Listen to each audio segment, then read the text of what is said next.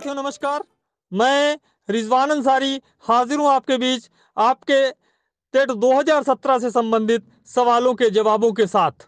साथियों, 22 दिसंबर की सुनवाई के बाद से लगातार टीम से संपर्क करके आपके द्वारा कई सवाल कॉमन रूप से पूछे जा रहे हैं, उनके जवाबों के साथ हम आपके बीच उपस्थित हैं। जिसमें से प्रमुखता एक सवाल पूछा जा रहा है कि क्या टेट 2017 के रिवाइज रिजल्ट में 14 अंक डिलीट होने का कोई सिस्टम है? क्या 14 अंक डिलीट होगा? तो मैं आपको स्पष्ट कर देना चाहता हूं इस सवाल के जवाब में कि हमने माननीय सर्वोच्च न्यायालय में और अभी 22 दिसंबर को माननीय उच्च न्यायालय में भी एक सुप्रीम कोर्ट का ऑर्डर लगा रखा है, जो ऑर्डर ये कहता है कि अभ्यर्थियों के अंक डिलीट नहीं किए जा सकते।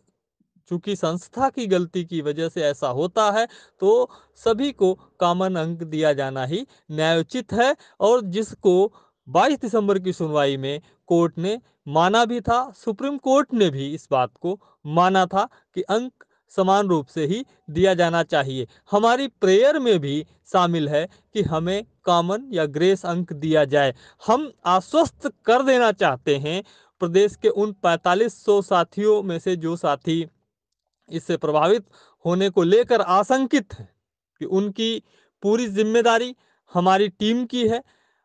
आप उस पौधे की तरह हो जिसको हमारी टीम ने सींचा है, हमारी टीम ने उस पौधे को लगाया है। हम कभी भी आपका अहित नहीं सोच सकते। आपके लिए हमने पूरा इंतजाम कर रखा है। आपका भविष्य पूरी तरह से सुरक्षित है। हाँ, आपका रिजल्ट संशोधित होगा, इतना भी हम दावे के साथ कह सकते हैं। लेकिन जो भी संशोधन के बाद जो रिजल्ट आएगा उसमें अंक आपका घटेगा नहीं बल्कि बढ़ेगा।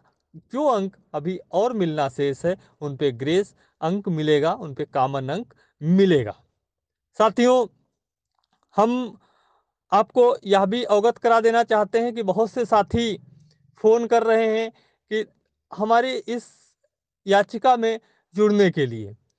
आज स्थितियां ऐसी हैं कि माननीय सर्वोच्च न्यायालय से 26 अक्टूबर को जो आदेश आया था सेटेसाइड का रिजल्ट को रद्द करके पुनः सुनवाई कराने का, तो उस आदेश के क्रम में अभी तक सरकार ने हमें चैलेंज नहीं किया है। 2 तारीख की सुनवाई लगी है और 2 तारीख की सुनवाई में भी उम्मीद कम ही है कि सरकार हमें चैलेंज कर पाएगी, क्योंकि हजारों लोग हैं जिनको नोटिस इशू करना है और वो इतने कम समय में संभव नहीं है, किसी भी प्रकार से संभव नहीं है। डबल बेंच ने 22 दिसंबर के ऑर्डर में लास्ट में पैरा 8वें पेज के लास्ट पैरा में लिखा हुआ है कि 2 जनवरी की सुनवाई के दिन सरकार का यह आर्गुमेंट स्वीकार नहीं होगा कि उनकी व्यवस्था आगे बढ़ गई है, पेपर की सारी चीज़ें प्रक्रिया उनकी आगे बढ़ जा चुकी है, सेंटर सेट हो चुके हैं, प्रवेश पत्र छप चुके हैं, कापियां छप चुकी हैं, उनके प्रश्न पत्र छप चुके हैं, सेंटर पे पहुंच चुके हैं। इन चीज़ों पे आर्गुमेंट कोर्ट एक्सेप्ट नहीं करेगा। और हर हाल में प्रत्येक दशा में, चूंकि यह शिक्षा मित्रों का अंतिम अवसर है, तो शिक्षा मित्रों के साथ साथ जो भी अन्य पिटिशनर हैं उनको राहत देते हुए कोर्ट याची लाभ जैसी संभावना की तरफ इशारा कर रहा है। उसने सीधे सीधे लिखा है कि अप्लिकांट्स को जो राहत ग्रांट कर देगा, अप्लिकांट को, याचियों को वो राहत दे देगा 2 तारीख में।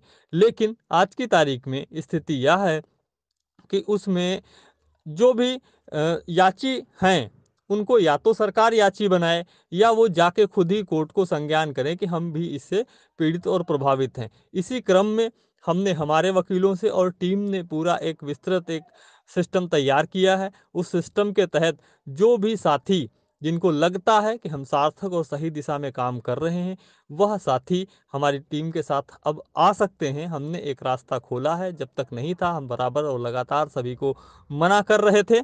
आज हम उनको जोड़ के और इसी 2 जनवरी की सुनवाई में जो भी निर्णय होगा वह हमारे उन सभी जो जिनको हम दाखिल करने वाले हैं उन सभी पे समान रूप से लागू होगा। साथियों, मैंने कहीं किसी ग्रुप में देखा है, कमेंट चल रहा था, कोई पोस्ट चल रही थी कि कोई विधिक जानकार हैं वो ये बता रहे थे कि शिक्षा मित्रों का जब समायोजन निरस्त हुआ था माननीय उच्च न्यायालय इलाहाबाद से, तो शनिवार के दिन सुनवाई हुई थी। मैं उनको बता देना चाहता हूं कि आप अपने ज्ञान का स्तर थोड़ा सा दुरुस्त कर लीजिए। जब शनिवार का दिन वह अवश्य था, लेकिन उस दिन कोई सुनवाई नहीं हुई थी। नंबर एक, उस दिन जजमेंट को रिलीज किया गया था प्रेस और मीडिया को बुला के चीफ जस्टिस चंद्रचूड़ साहब के द्वारा। नंबर एक। नंबर दो, उस समय किसी भी प्रकार का शीतकालीन या ग्रीष्मकालीन अवकाश नहीं था। हमने अपने पिछले ऑडियो में बताया था कि यह भारत के अंदर पहली ऐसी सुनवाई हुई थी जो 22 दिसंबर को हुई है। वह शीतकालीन अवकाश में एक स्पेशल बेंच, जो कि 22 दिसंबर के आर्डर की पहली लाइन आप देख सकते हैं कि उसमें लिखा है कि चीफ जस्टिस के आदेश से यह स्पेशल बेंच बनाई गई।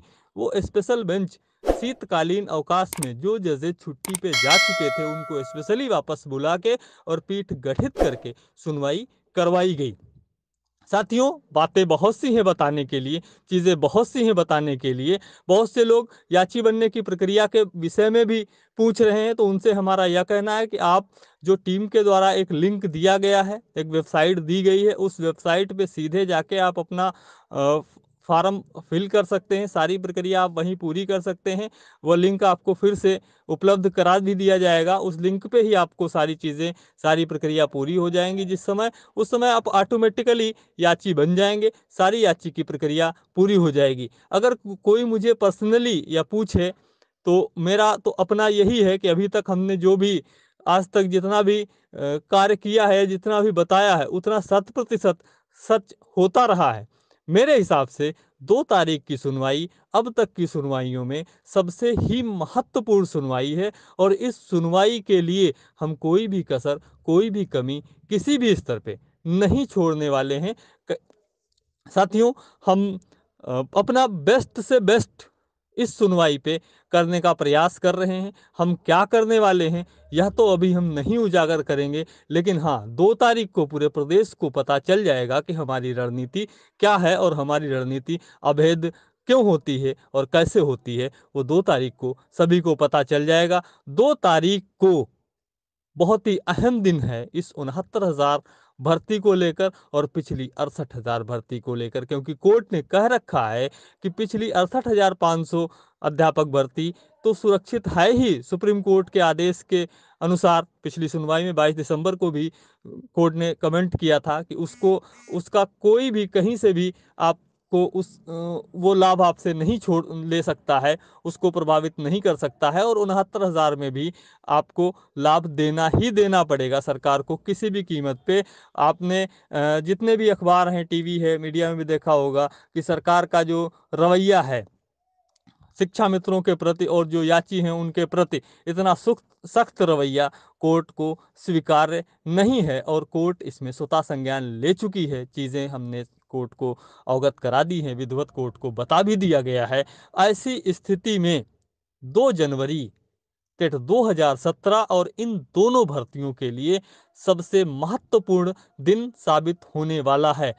हालांकि इस उस दिन पूरा जजमेंट, फाइनल जजमेंट नहीं आएगा, लेकिन हाँ, उस दिन दिशा और दशा अवश्य तय हो जाएगी, और उस दिन कम से कम यदि होगा तो हमारे याचियों को इस परीक्षा में बैठने की अनुमति अवश्य अवश्य दे दी जाएगी, जो कि पिछले आर्डर में माननीय उच्च न्यायालय की 2 जजों की खंडपीठ ने स्पष्ट रूप से जजमेंट रिलीज करके आखिरी पैरा में इंडोज कर दिया है कि पेटिशनर को राहत दे दी जाएगी किसी भी कीमत पे, और सरकार का किसी भी प्रकार का आर्गुमेंट इसके अगेंस्ट कोर्ट एक्सेप्ट नहीं करेगा किसी भी दशा में, क्योंकि याचियों का हित सर्वोपरि है कोर्ट की नज़र में, और याचियों को हित को सुरक्षित करने के लिए कोर्ट तत्पर है।